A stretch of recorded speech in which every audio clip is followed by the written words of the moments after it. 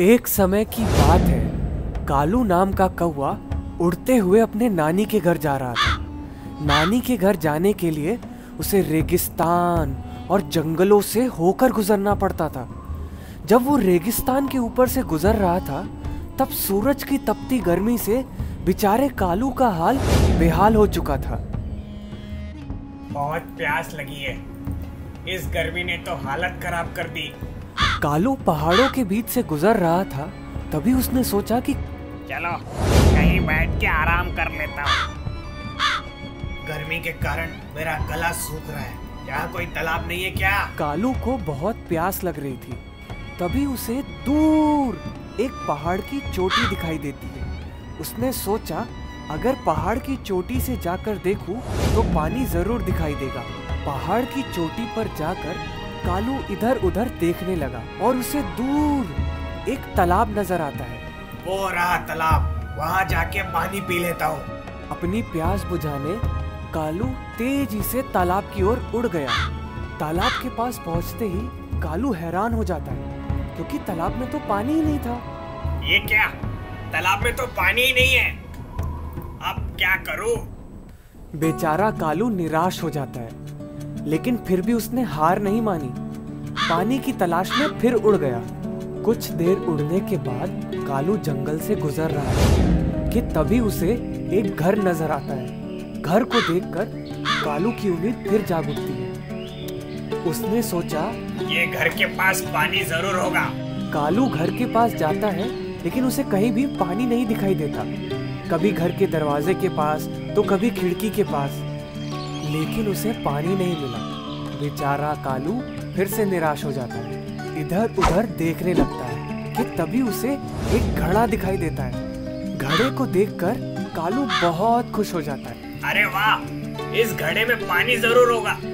उसे लगा घड़े में तो बहुत पानी होगा, लेकिन जैसे ही कालू घड़े के पास पहुंचता है तो देखता है घड़े में तो बहुत कम पानी है, जिसे वो पी नहीं सकता। फिर भी कालू ने पानी पीने की बहुत कोशिश की, लेकिन वो पानी तक पहुंच ही नहीं पाया। कालू ने घड़े के आजू बाजू देखा तो उसे कुछ कंकड़ पत्थर नजर आए। कालू ने कुछ कंकड़ पत्थर अपनी चोंच में लिए और घड़े में डालना शुरू किया। कालू ने देखा कि पानी ऊपर आ रहा है। कालू और पत्थर उठाने जाता है। कड़ी धूप के कारण बेचारा कालू बेहोश हो जाता है। बेहोशी के हालत में कालू को एक शरारती बंदर दिखता है, जिसका नाम टिंगड़ा है। टिंगड़ा बहुत ही मस्तीखोर बंदर है, जो हमेशा कालू के पीछे पड़ा रहता है। से नहीं हो पाएगा, चले जाओ वापस। ढोलू ढोलू, ये देखो, प्यासा कौवा गिर पड़ा, प्यासा कौवा गिर पड़ा। कालू की आंख खुलती है तो वो देखता है उसके आसपास कोई नहीं है। तभी उसने सोचा कि ये टिंगरा ये बात जंगल के सभी जानवरों को बता देगा, जिससे मेरी बहुत बेइज्जती होगी। फिर से हिम्मत करता हूँ। कालू ने अपनी हिम्मत जुटाई और फिर से कंकड़ पत्थर उठाकर घड़े में डालना शुरू किया। धीरे धीरे घड़े का पानी ऊपर आने लगा। ये देखकर कालू ने और पत्थर उठाए और घड़े में डाला। धीरे धीरे सारा पानी ऊपर आ गया, जिसे देखकर कालू बहुत खुश हुआ। कालू ने ढेर सारा पानी पिया और अपनी प्यास बुझाई। वाह, अब अच्छा लग रहा है। चलो अब नानी के घर निकल जाता हूँ, वरना वो बहुत डांटेगी। तो देखा बच्चों, इस कहानी से हमें क्या सीख मिलती है कि हमें कभी भी हिम्मत नहीं हारनी चाहिए, क्योंकि कोशिश करने वालों की कभी हार नहीं होती। अरे दोस्तों, कैसी लगी ये कहानी? मजा आया ना? तो हमारी अगली कहानी होगी गजोधर गधे की कहानी, जिसमें और भी मजा आएगा। तो मिलते हैं अगली कहानी में।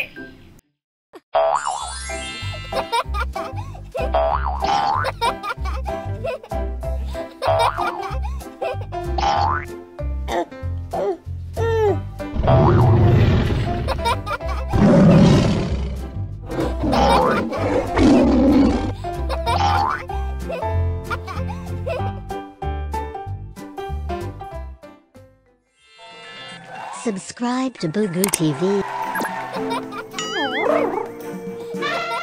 Press press the bell icon.